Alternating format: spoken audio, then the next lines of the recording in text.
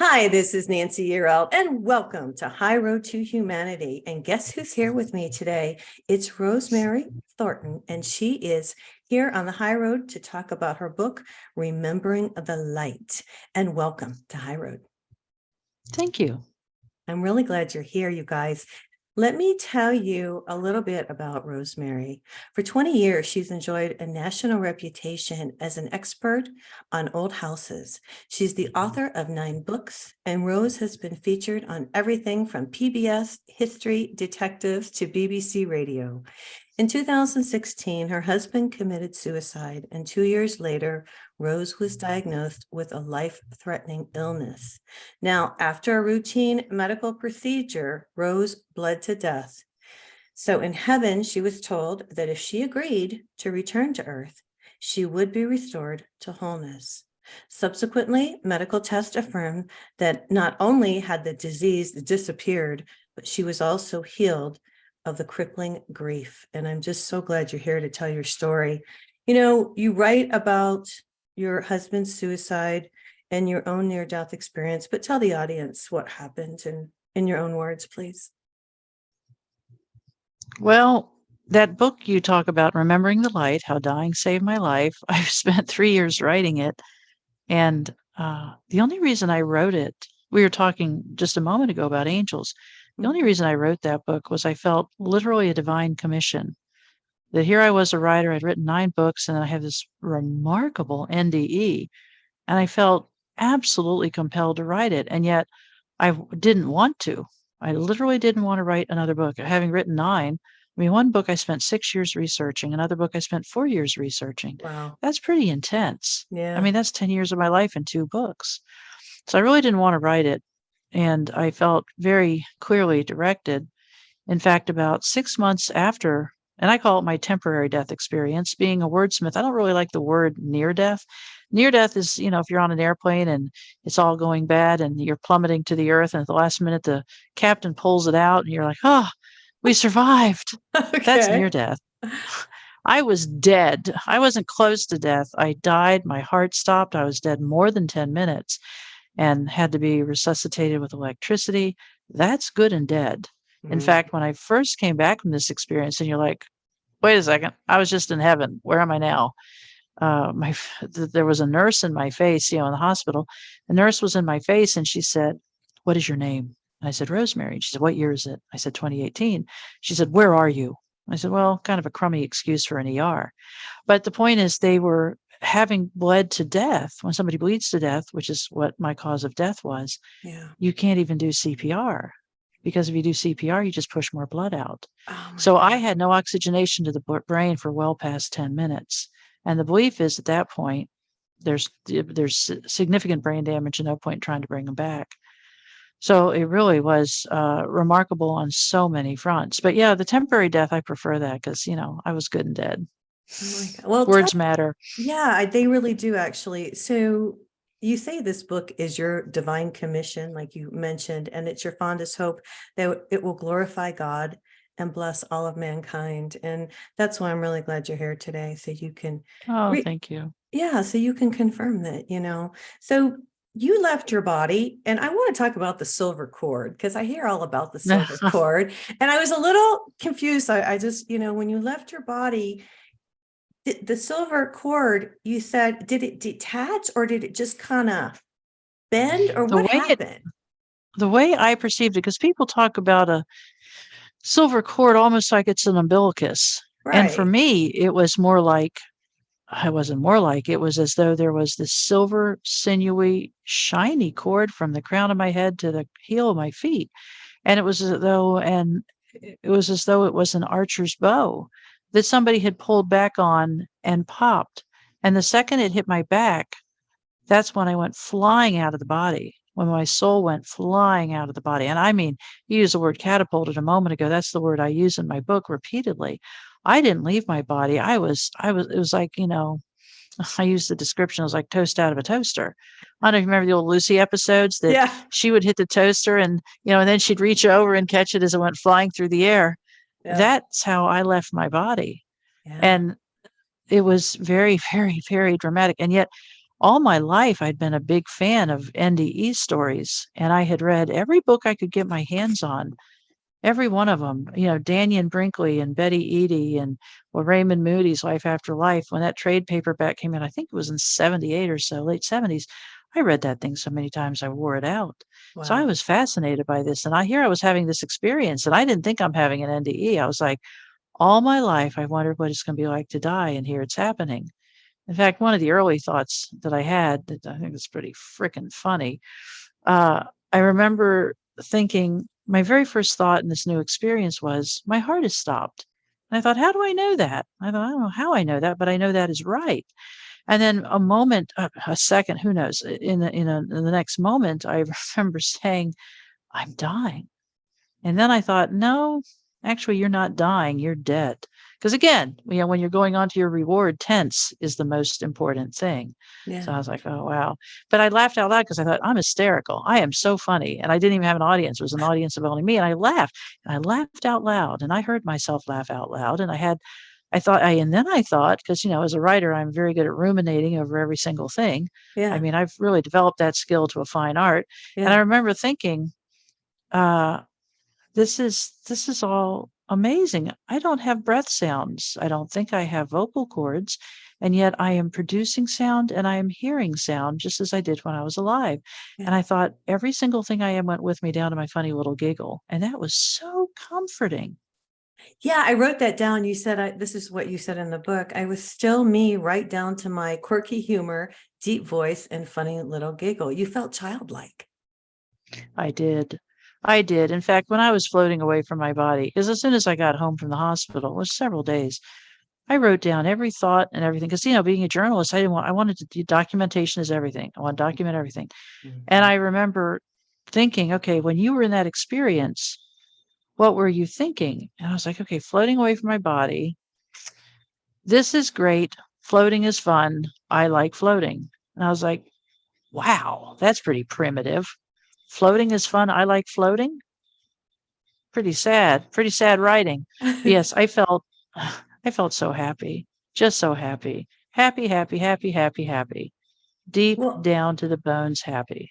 I'm going to rewind a little bit, because before you tell the rest of the story, I want to say that you asked God to either let heal you or let you die. You had asked after your Right. husband committed suicide, and I kind of want to, get the audience to understand, and I want them to read your book, because it's called Remembering the I want them Light. to buy my book. Yeah.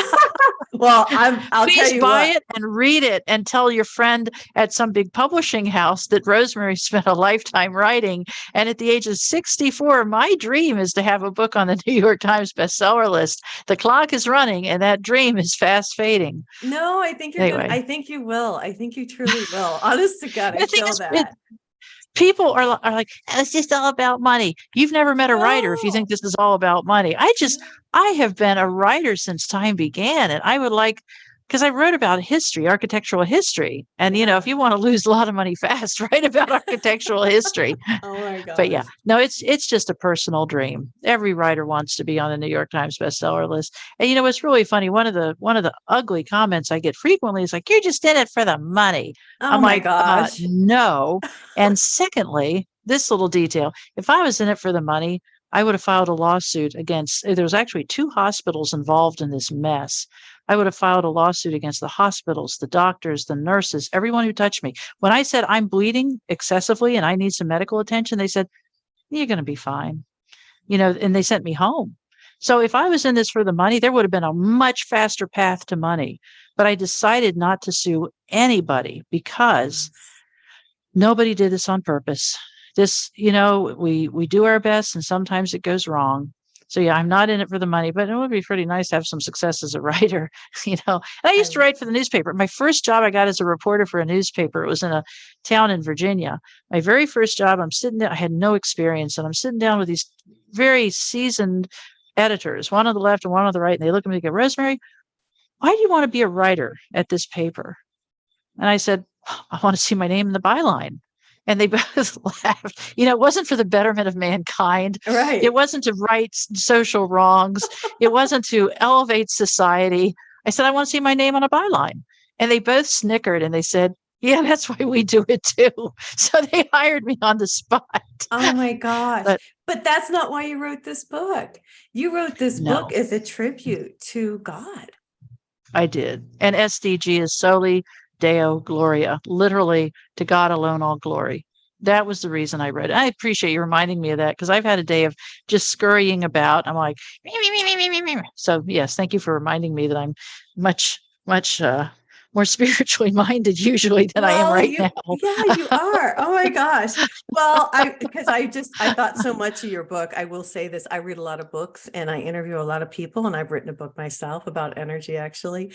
But I mean, you just went through so much. I can understand how you felt after your husband committed suicide. You're like, okay, God, I can't deal with this. Either heal me or take me. And when you left your body, and I'm just, you know, correct me if I'm wrong, you were happy to go.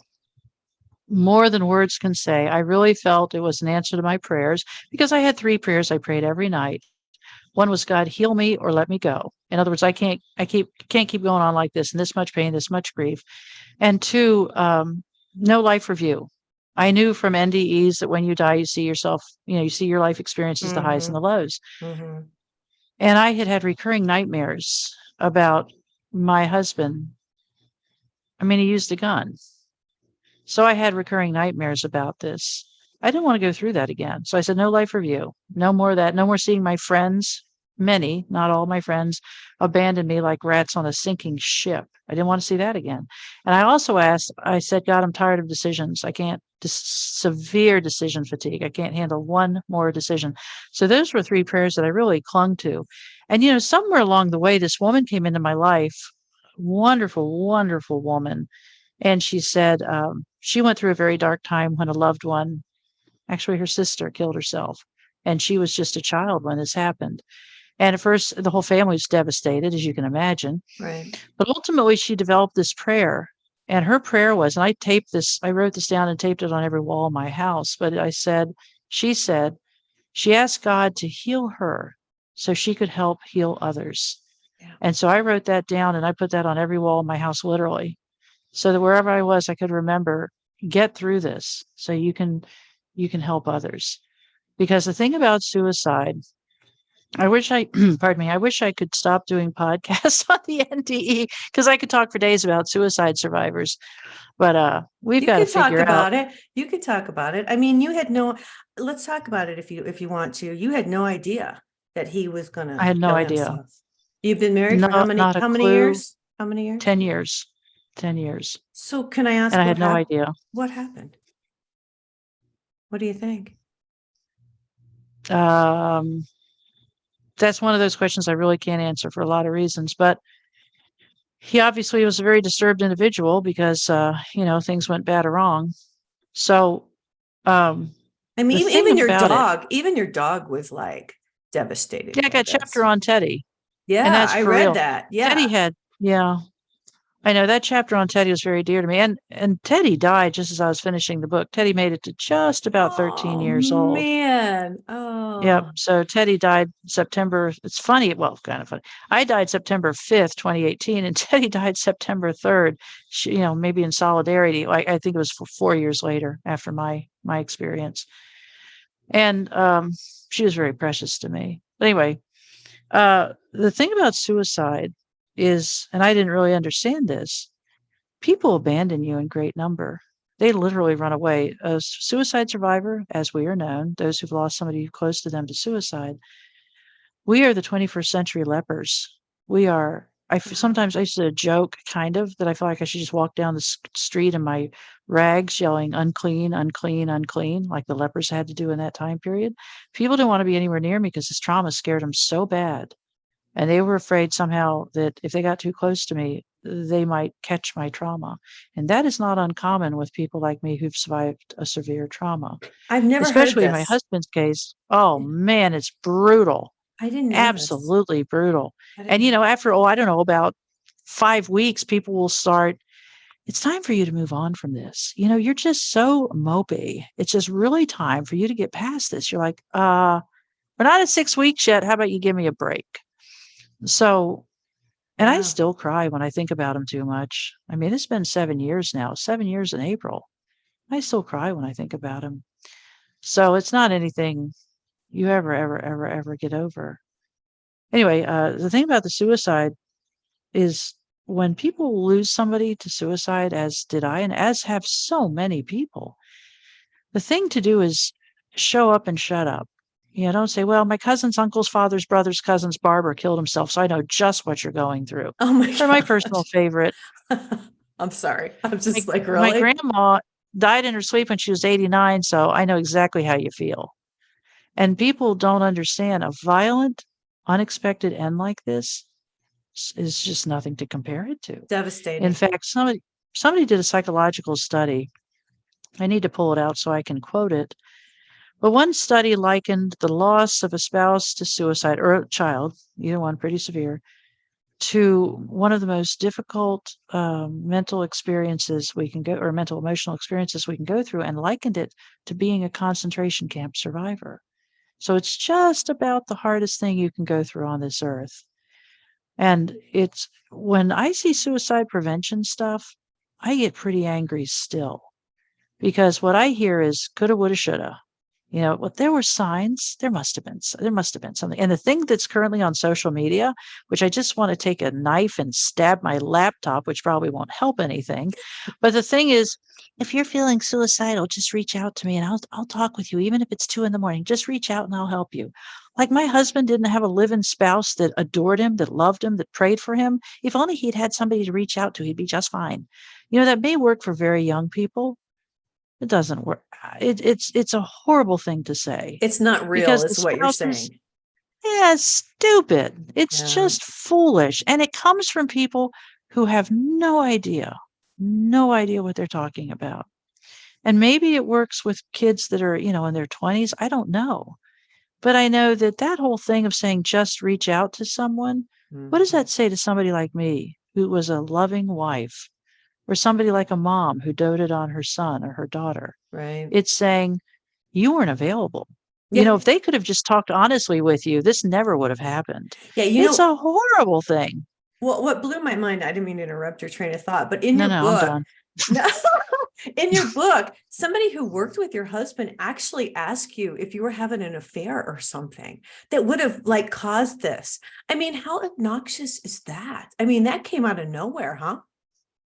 And a family member, not 2 years ago, a family member was with me. We were alone. I thought we were having some bonding time. Apparently, we weren't.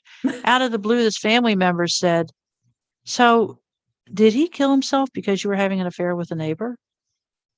And I remember, I mean, we were washing some stuff in the house. We were wiping up some mess in the house, and I turned to them and thought, "What is wrong with you?" Yeah. And the thing is, Winston Churchill, I think it was him, he used to say, talking about World War II, he said, "A rumor can go all the way around the world while the truth is still putting its pants on." And Mhm. that's the thing. People love rumors. They love Yeah. a story. Mhm. And there's no way to talk yourself out of a false accusation like that. You can't say, well, I wasn't having an affair. No, and you know what? I wasn't. But there are women who have affairs and the husband finds out and he offs himself. It is still not their fault. The Right. fault of the person who offs themselves is the person who picks up a gun or a rope or drugs or whatever. That's whose fault it is. And the thing is, we all make mistakes every day. We run a stop sign, we get a little too drunk, and we go down the highway. Or we have an illicit affair with somebody. We all make mistakes every day. And most of the time, people get away with it. Most of the time, people get caught, and the only consequence is some guilt. But this, even if I had done all manner of horrific, I don't even say horrific, inappropriate thing, considered inappropriate by society, say, it is still not the spouse's fault. And we got to get away from that. And to me, Yeah. it's very, very, and the other facet of this, after my husband was an attorney and an impressive man, after his death, the police, because I was out of town trying to get home on a plane, the police called me within an hour or two, and they said, "What was the nature of your last argument with him?" Oh my gosh. And then I got questioned again when I got home. And I've talked to women. That's the best part of doing these podcasts is I get letters from women who've lost a spouse to suicide. And one woman said, "Oh yeah, they hauled me off to jail and put me in a holding cell." Not uncommon when your husband or wife offs themselves. It's a homicide investigation. And the number one suspect is the spouse. Always. So Sad. so we get victimized, one, by this horrible act, and two, by the cops questioning us. We need an advocacy system. And I understand some other countries, they have them. But to me, this is no different at all from the 1960s when a woman was a victim of a sexual assault, or anybody's a victim of a sexual assault. And then we would say to her, "What were you doing on the street at 2 a.m? Why were you Exactly. at that bar? Yeah. Were you drunk when this happened? Yeah. Did you Did you really need to be ask wearing those for high it? heels? Yeah. Yeah. Why Yeah. why were you wearing that mini skirt? We're Yeah. doing the same thing. What was the nature of your last argument with your husband? I didn't do this." And nobody. I mean, there was a story about some girl who'd been bullying her high school boyfriend and said, encouraged him to off himself. Yeah. I saw that. I saw That's that. that's an extreme, and who knows where the truth is in that whole story. Mm-hmm. Unfortunately, that may never be Mm-hmm. known, but a spouse who's sitting around just trying to do her best and get through life, they should not be blamed. And one of the things that happened to me, I was at a suicide survivors group, which I used to go to those, where you sit around, talk about your loss, and we talk to each other about how to cope with this great loss. And I was at one of these, and this woman she said, "Yeah, my son, I don't know how to go on without my son. He killed himself and, blah, blah, blah."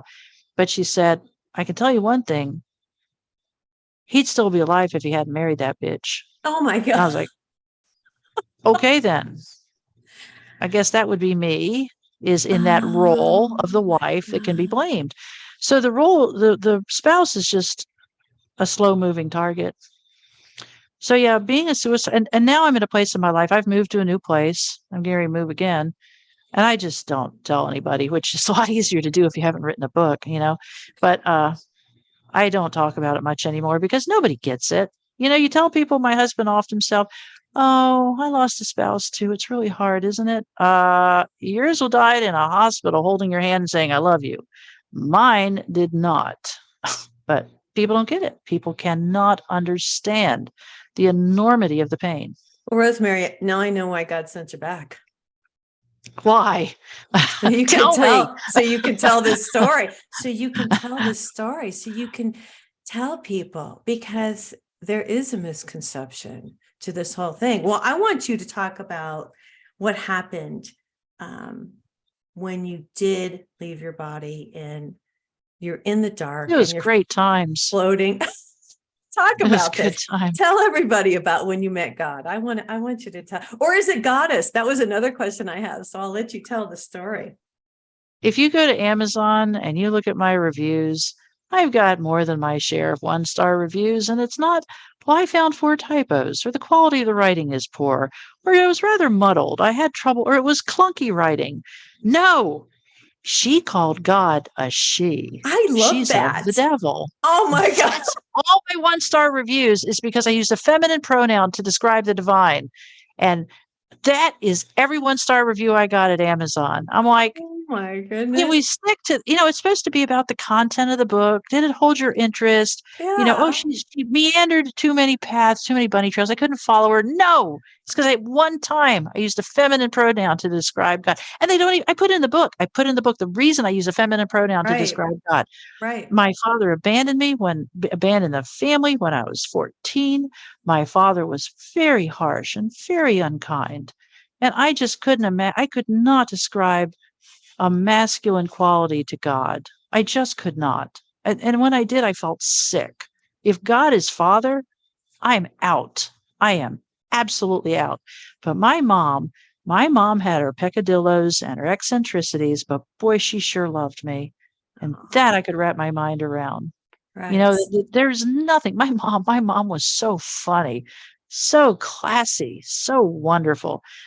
But my mom told me this story more than once. She'd say, "You're my little girl. Do you know how much I love you?" And I Oh, said, "I know, Mom." And she'd say, you could pick up a kitchen knife, because I'd go to her house and visit her a lot. I love my mama. She'd say, you could go in my kitchen and pick up the biggest knife I got and come at me and stab me repeatedly in the chest. And the last words I gasp out would be, I still love you. You're my little girl. And I Oh was my like, God. that's a little graphic, but That's who she was. Well, yeah. So well, no, that makes a whole lot of sense because I could imagine, when I read it, I thought to myself, I was close to my father. My mom was a narcissist. She was like, Cruella de Vil was the opposite of you.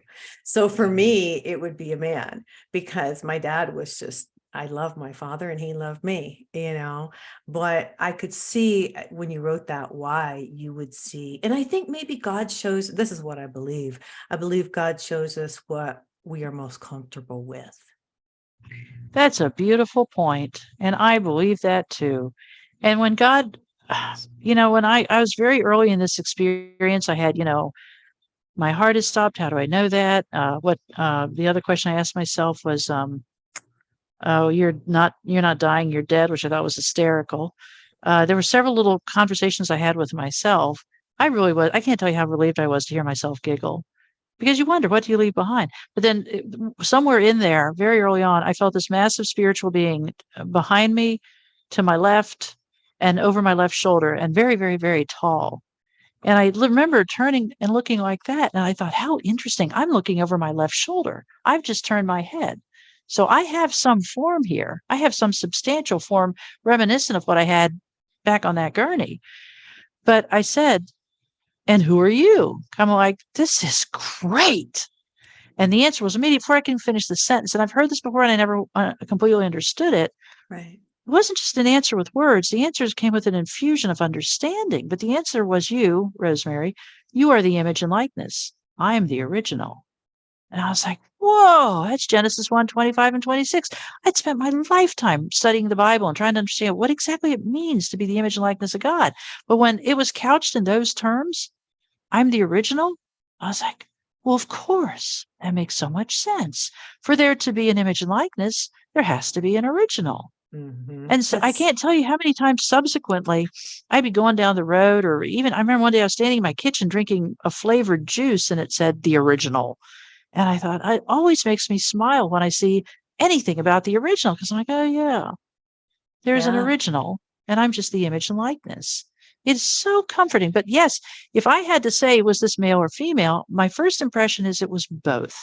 Mm, But to me, it felt feminine because I'm female and that's what I've been for 59 years at that point. right. But it was so comforting. And, the whole experience, when I was floating away in the blackness, because I was in this blackness, couldn't see anything. And the blackness was actively forcing peace into me. It was like peace, peace, peace, peace, peace, peace, peace.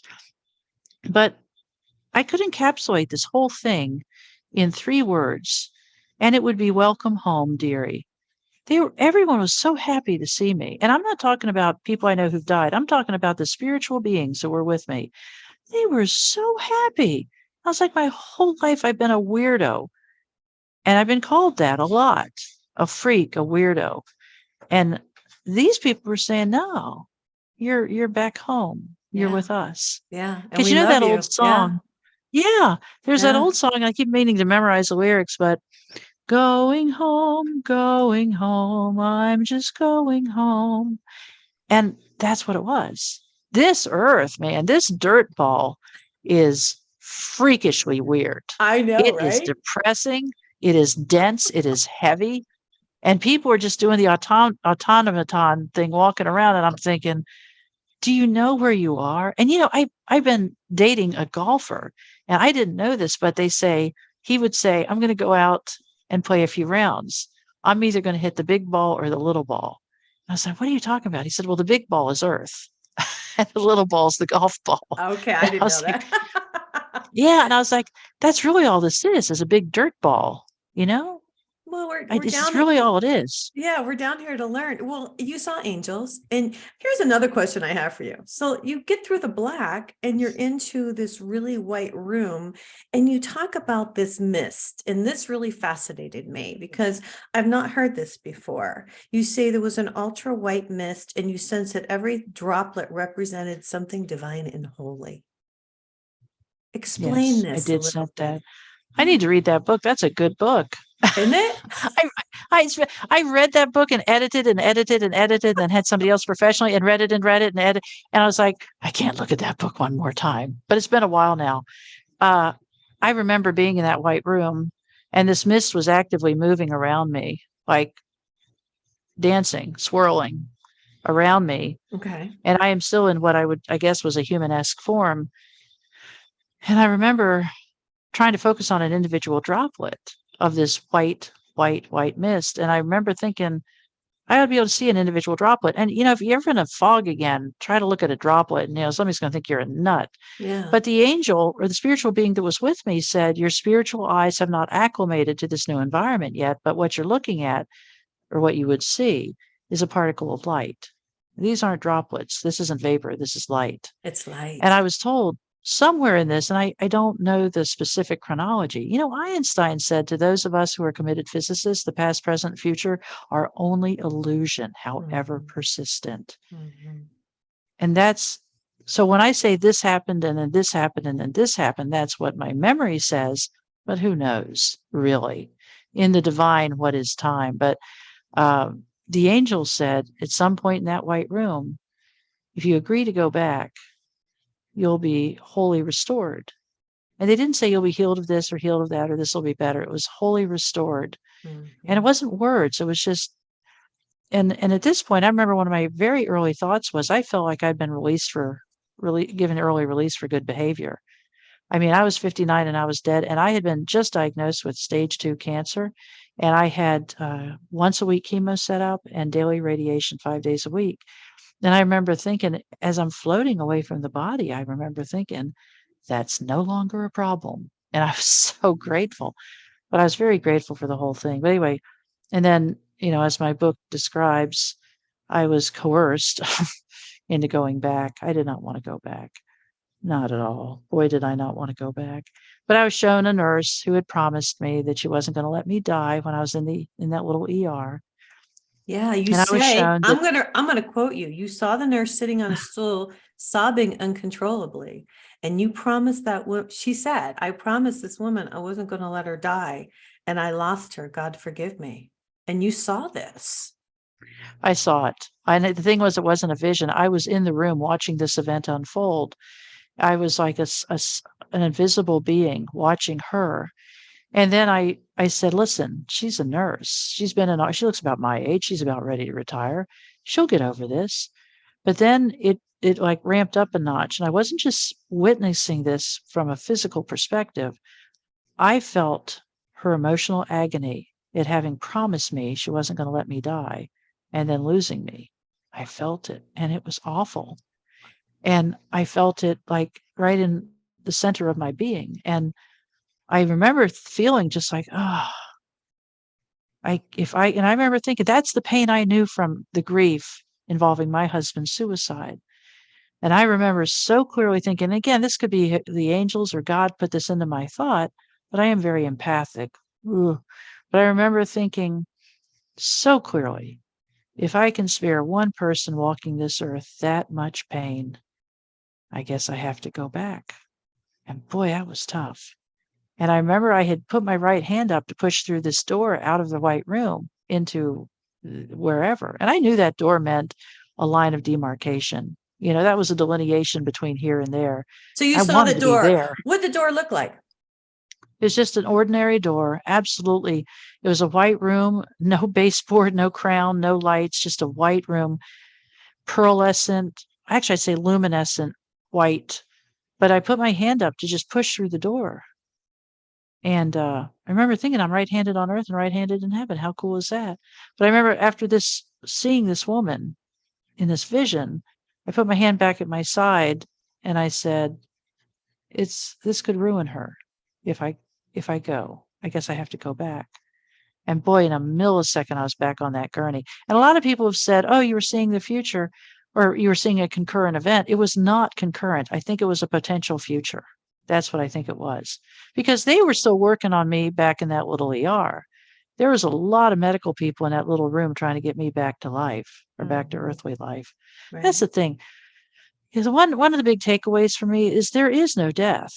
For the people left behind, they're like, well, we can't send her Christmas cards. We can't go out to the movies with her. We can't hug her. We can't enjoy her presence. But for the person having the experience, it is seamless. It is really seamless, and it's just so close. It's just so very close. And I mean, this has happened well, I guess it's right at 5 years ago now. And I think about it every single day. And somebody told me a few days ago I talk about it too much. No, that's okay. But it's a very big part of my life now. Well, yeah, God I is mean, it. I mean, I I I know I could there's a make a study God. of I could make a study of blades of grass in the sunlight, and I do. Sometimes I go out and I just look at the blades of grass and I think, y'all are amazing. Y'all are so beautiful. You're cut and you keep growing, and this blade of grass knows to be this color, and this one's that color. I do find beauty in such curious little things. A mother picking up her child at the mall and smiling at her. And I see it all as coming from God. It's so clear to me that God is the source of all. And when you see a mother hugging and kissing her baby, that's God showing us a little bit of love on earth. When we see the grass, I had to drive through my backyard the other day, and all the grass goes "Rah," like that. And yet, I look out there after the rain and the grass is going back up, and I'm like, gosh, that's God saying things can be healed and restored and repaired. Things can get trounced, but God is the creator of everything, everything. Mm-hmm. And I guess this experience just made me see that. And I still get bogged down and I still cry at times and get frustrated and all that stuff. But it was an incredible experience. And when I came back from this thing, I had to find a new oncologist. It turns out when you walk in their office and say, "Good news, I won't be needing that chemo or radiation. I was healed in heaven." They literally wrote on my chart mentally ill. Oh my goodness. Because they do that patient portal thing where you can go online and look at your chart. Are That you was mine. serious? Yeah. So And when I you had to came find back, another oncologist. okay, so hold on. Let me just wrap my head around this. so so Okay. you come back into your body. The nurse is still sitting there. She had been calling your name. Oh, And yeah. Yeah. I'm glad you remembered that. I do need to read that book again. yeah, she had been calling your name. And so 35 to 40 times she screamed my name. and then at what point, like, so you're back in your body, did you just open your eyes and then she realized that you weren't gone? I mean, talk about what happened when you did come back into your body, if you would, for a My moment. memory is the moment from being in that white room and putting my right hand back at my side and saying, "This is going to ruin that nurse," or I think I said, "This is going to ruin that nurse's day." To being back in that body, I mean, there was no whoosh, there was no getting pulled back. It was not a millisecond. It was instantaneous reinsertion into the body. All I remember, and see, memory can be fickle because my brain had not had any oxygenated blood in much more than 10 minutes at this point. But I remember opening my eyes and I remember looking at the left-hand corner of the hospital room, right where the ceiling meets the left corner, and there was an angel there. Just kind of like a little ball of light angel. Really, Yeah. that's all she was a ball of light. And there wasn't a face, there wasn't a human form, but just this beautiful, sparkly ball of light. And I said, "What? Well, do you know?" Actually, what I said was, "Do you know how much energy it takes to die?" I didn't. I did not want to come back. And I think I said something because I used to be a parliamentarian for church meetings. Yeah. And I think I said something like Robert's Rules of Order here. We had a first. We certainly did not have a second. And we never got to the discussion phase. And the angel said, "Hello." They don't answer questions. Not in that case anyway. They did not answer questions. But yeah, I remember thinking, come on.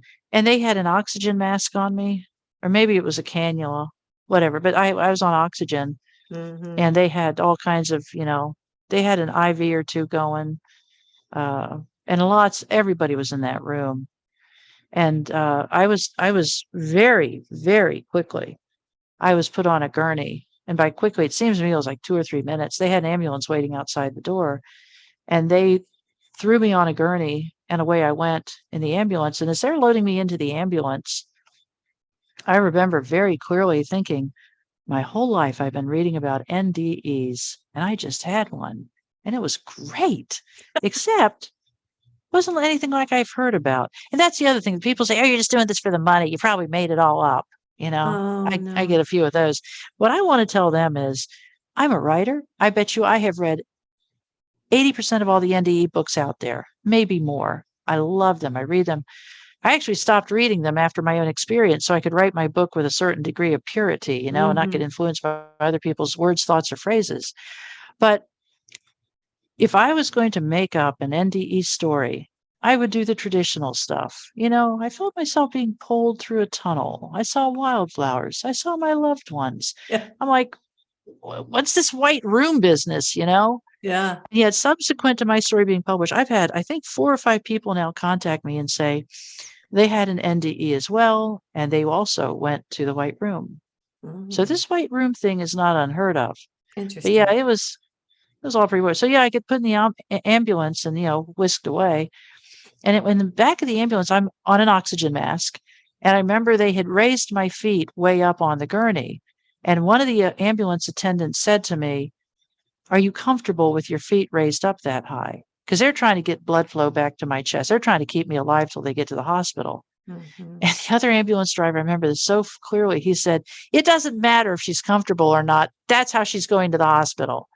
And then I had this oxygen mask on, and there was an angel in the back of the ambulance with me that kept telling me funny stories and just funny little insights, and I can't remember what they were, but I remember I would take that oxygen mask off and laugh and laugh and laugh. And I remember the attendant would come over and he'd snap it back on and he'd say, "You have to stop taking that off." And I'd say, "But they're so funny. They're just so funny."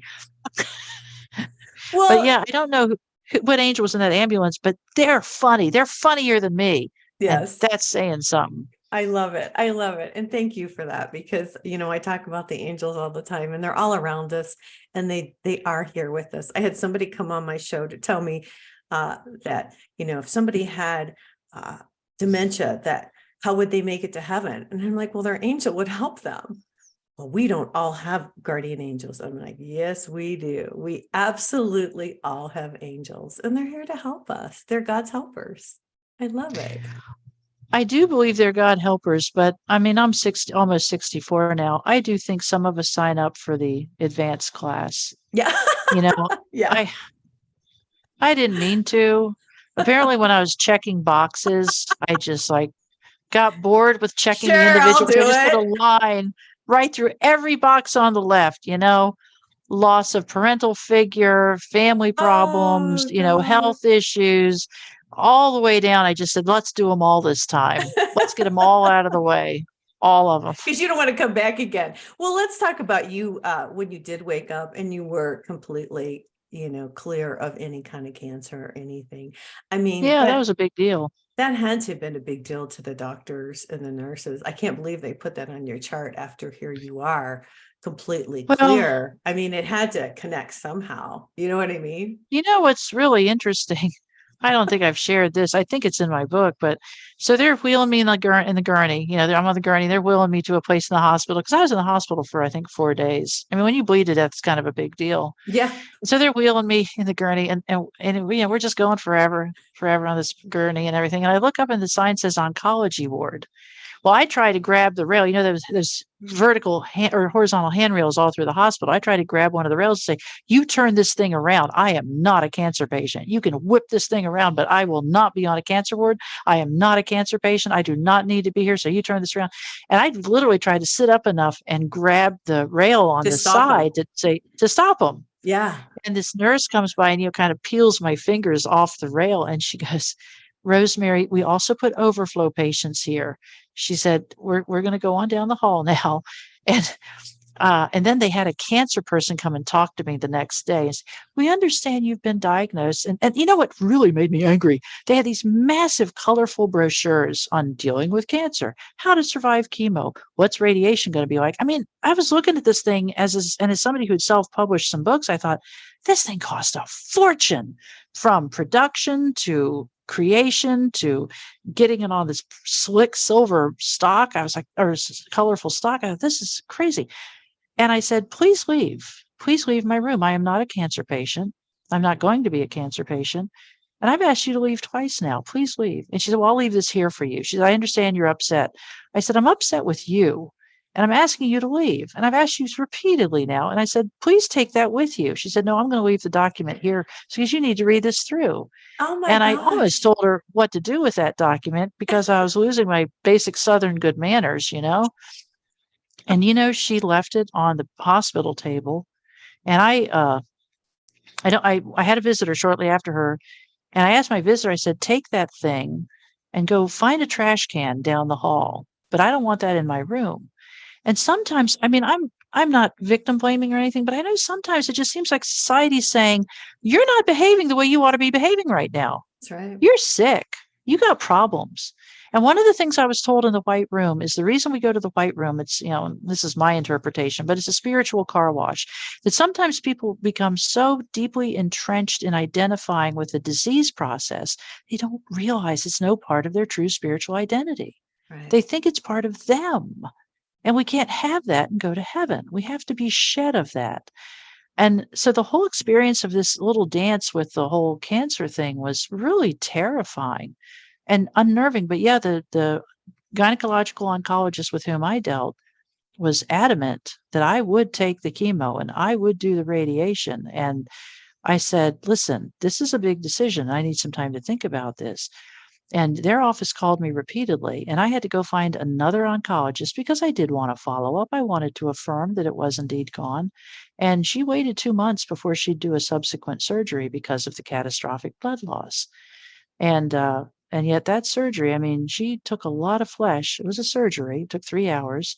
She took a lot of flesh from a lot of places, and she was, I think, happier or as happy as I was when she reported. She said, not only is there not one cell of cancer anywhere that I looked in your body, she said, but your flesh is so pink and pretty and perfect.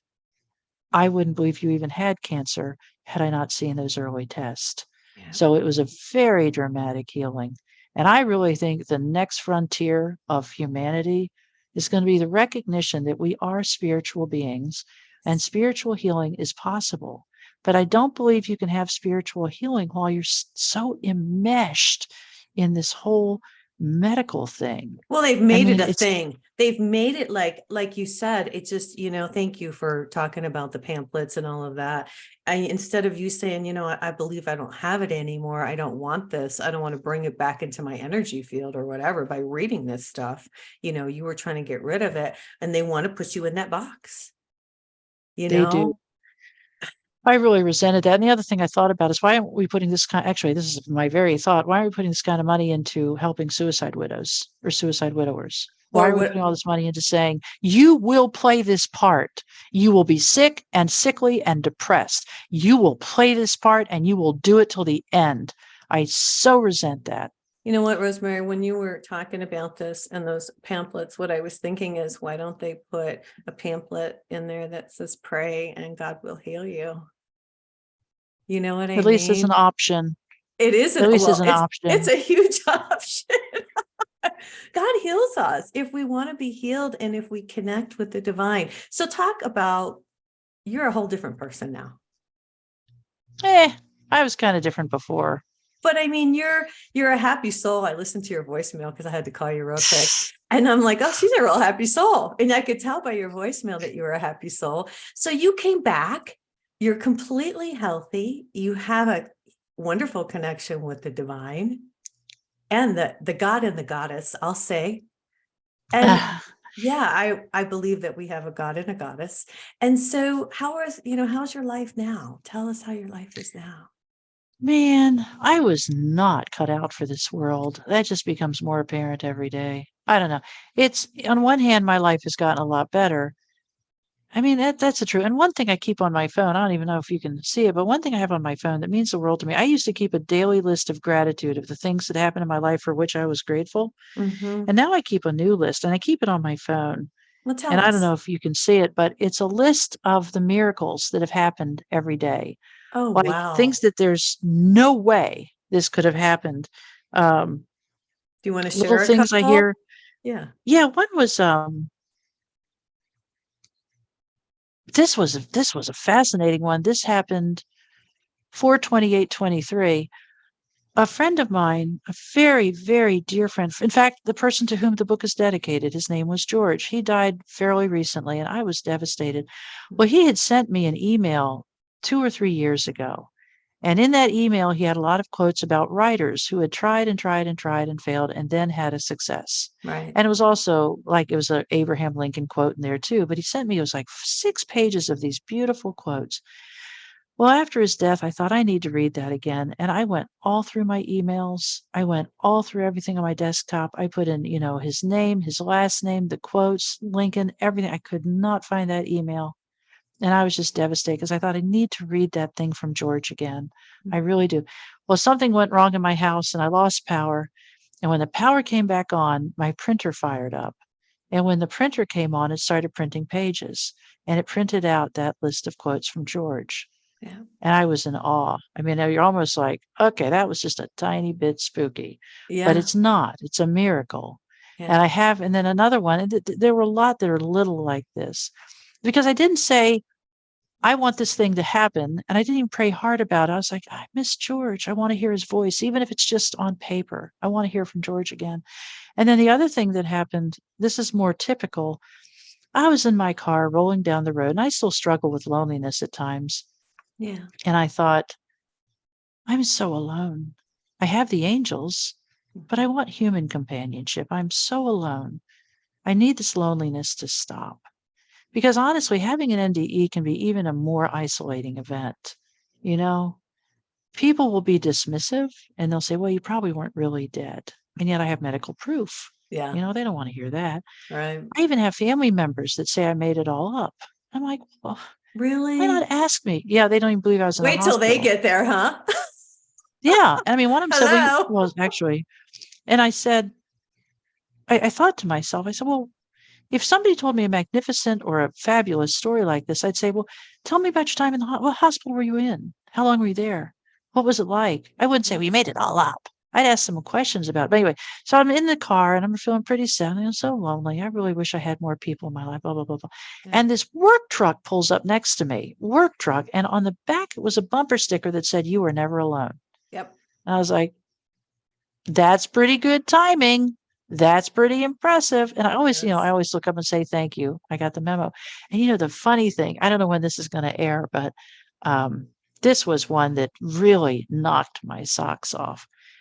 So I was thinking, I've been widowed 7 years now, and I had one boyfriend, whatever we call him now, a suitor for a few months, and it didn't work out well. It's one of those things that ended so bad. You're like, man, that didn't just end bad. That was a dumpster fire floating down a flooded street. Oh my God. That's how that ended. But I thought, okay, what kind of man do I want? Boy, it'd be really nice if he was a university professor because I like smart people. Yeah. And I thought I really like, because I grew up in the Virginia Beach area. Mhm. And I thought it'd be really nice to have somebody who had some military experience because, they get good health Oh insurance. my gosh. And they also know how to make their own bed and fold their socks, There you go. There you go. So that'd be really nice too. And then I thought, and he needs to be funny. Mhm. Yeah, it definitely needs to be funny. And he needs to like to drive. My vision isn't that great anymore. And I thought, I want somebody who can drive me around. I thought, I want somebody to drive me to church too. Aw. And I went through this list and then I thought, I always said I wanted a tall man, but maybe it's okay if he's not as tall as me because I'm 5'9". Oh, wow. I thought, yeah, because then maybe they'll be more open-minded. And then I thought, I want somebody who gets my heart, not somebody who just says, Mhm. you're so smart and you've written books. I said, I want somebody who gets my heart, who There you gets me, who go. There you understands me. go. Yeah. Well, I met this man who's a retired university professor, 20 years in the military. He's 2 inches shorter than me. Oh my He's about the God. funniest guy I ever met. And he says, well, one of my requirements is it'd be really nice to have somebody that will go to church with me. It's like, check, check, check. Blessings, And blessings. yeah, and I never wrote this down. I mean, I usually do this, 4-page mission statement of like, I want this and I want that and I want this and I want that and I want this. Nope. And oh, the other thing is I want somebody who knows how to have fun, Yeah. just knows how to have fun. It doesn't have to be the shaman or spiritual guru. It just has to be somebody who knows how. Oh, you guys, she froze there for a second. I don't know why.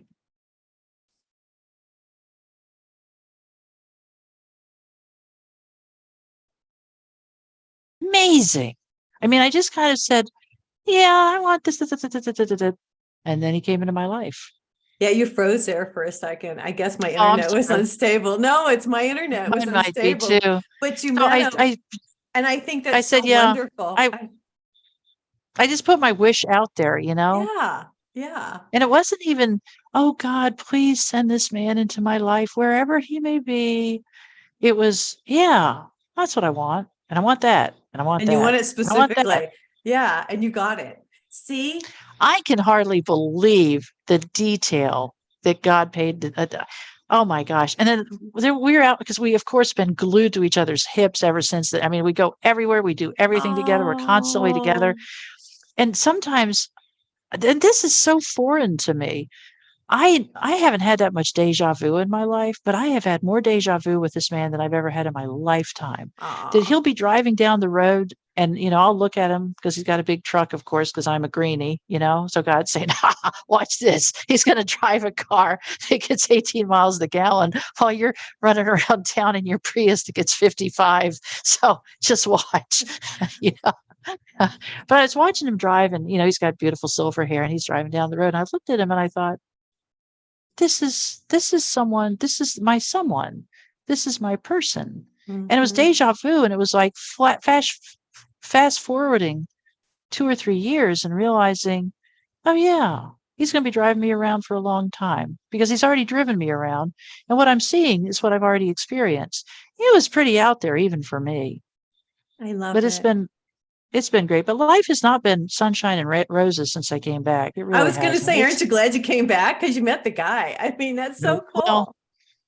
I also met the dumpster fire, floating down the flooded street too. So Yeah. you have a few bad ones and you bring in the good one. I just think it's wonderful.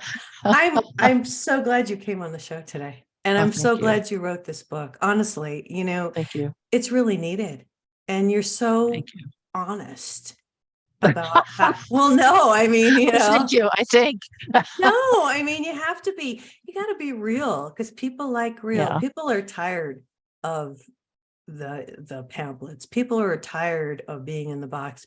yeah, I really feel, and I don't want to sound like I'm preaching here, but that's why I do the show. People are connecting with the divine and realizing that there's more to life. I didn't get a chance. We've been on for over an hour, but I didn't get a chance oopsie. no, it's fine, but I didn't get a chance to talk about how you like got rid of material possessions because that Oh, really that hit was me great. hard. Yeah, you guys got I to read love this that. book. I'm telling you, it's really, really good. It's called Remembering the Light. Do you have a copy that you could hold up to show them the cover, Oh, I Rosemary? don't. Isn't That's that a okay. pretty cover though? It's a beautiful, let's see, I've got a tiny, it's a beautiful cover. It's Remembering the Light, How Dying Saved My Life. And it's by Rosemary Thornton, and it's Thornton. Okay, you Just guys. like Rose Thorn. Yes, I love it. What would you like to leave us with today? It was such a pleasure to meet you. Oh, thank you so much, and I appreciate it. There are days it's so easy to get mired down in the everydayness of life, to get Yeah. mired down in the health insurance person you talk to that says, well, your deductible will be $200 if you choose from our preferred network. But if you go outside the network, but if it's in network, but if you go to this hospital, but not this hospital. I had that call yesterday. Oh And I was like, man. stop it. Just tell me, what do I owe? I can't. Anyway. So, you have that like, I'm so holy and good. And then you're, listening to your health insurance options and you're like, I should never have come back. Right. This is so, Well, so yes, it's what do I want to leave you with? Something lovely and good. Honestly, I guess what I would revert to is the suicide stuff, that not to be a Debbie Downer, but to say, if you know somebody who's lost somebody to suicide, don't call up and say, what do you need me to do for you? Call up and say, I'm coming by Tuesday with dinner. I'll drop it off. I'll just ring the bell and leave it on your front stoop. Or say, can I come by Thursday and walk the dog? Or say, offer to do something specifically. Can I come clean out the litter box for you? I mean, really offer to do something mhm. specific, because a lot of times people like me can't even go out to dinner. We can't even engage socially. I mean, I lived out of my car very briefly because I was so jacked up. So just if you know somebody who's been through that, just remember they can barely brush their teeth.